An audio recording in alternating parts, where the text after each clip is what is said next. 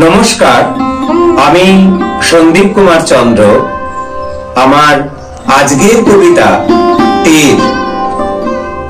বুকের মধ্যে মুখ গুঁজে কেঁদেছি কতদিন, কেঁদেছি পাতা পড়া স্বপ্নের মতো। তোমার দৃষ্টির কাঠিন্য রোদ্দুরের কাছে মেঘের মতো, জ্যোৎস্নার কাছে বনস্পতির মতো বাধার পাহাড় তুলে দাঁড়িয়েছে বহুবার। আর তোমার কণ্ঠের স্বরও কবে যেন চির অপরিচিত হয়ে গেল। রংচটা তোবড়ানো স্মৃতিগুলো পিড়ি চুপচে এদিক ওদিক কম ছোটেনি।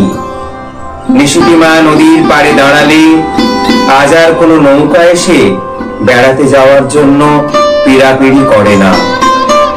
আব্দের গলায় এক বাক্যও বলে না, তুমি তো একা কোনোদিন এখানে এসে দাঁড়াওনি।